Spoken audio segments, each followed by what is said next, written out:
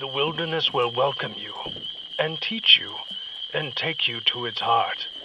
And you will find your own soul there, and the discovery will be worthwhile.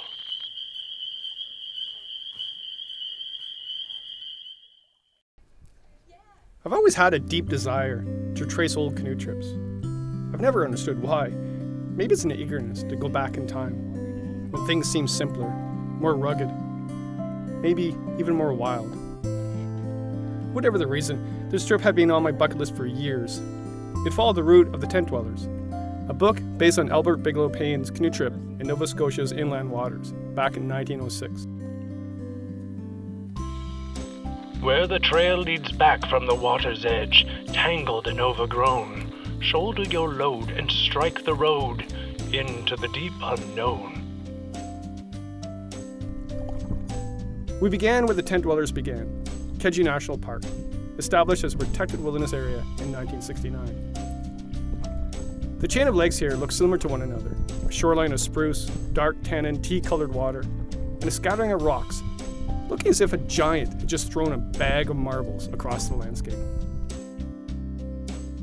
The second day, we left the national park and ventured down the Shelburne River, now a Canadian Natural Heritage River and part of the Tobeatic Game Reserve. The Shelburne water is as pure as it gets. The river is created by rainwater filtering through upland bogs. No added chemicals from industry. This is as pure as it gets. I kind of like that. What Paine described in his book about this section still seems to exist here. Beautifully written and uncannily accurate. To me, this is where the magic starts. Kejimkujik is a nice place, but once you move into the Tobeatic, it's a totally different ballgame. This is where real Nova Scotia wilderness begins. A 2-day section of this waterway showed little sign of use. Our guide, Cody, hadn't even paddled it. Neither had Paine's guides back in 1906. Maybe not much has changed out here. Of course, it's a bit different now. Our crew isn't hauling canvas tents, making beds out of balsam boughs. It's a different game now. Lightweight canoes, nylon tents, high-tech packs. I'm not sure I could have handled it back then. I've been canoeing, writing about canoeing, trying to get others to go out on canoe trips for some time now. Things have definitely changed in how we capture and share the beauty witnessed out here, especially since the days of the Tent Dwellers. But has the actual beauty of a wilderness canoe trip changed?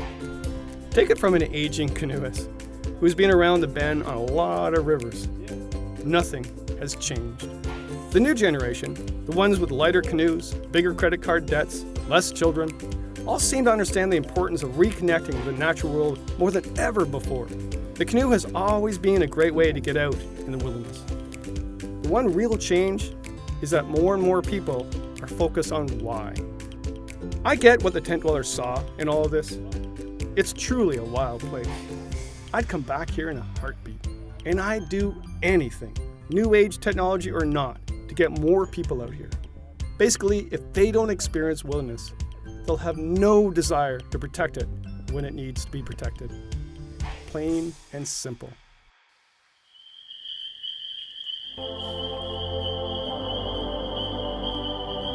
When the utmost bound of trail is found, the last loneliest lair, the hordes of the forest shall gather round.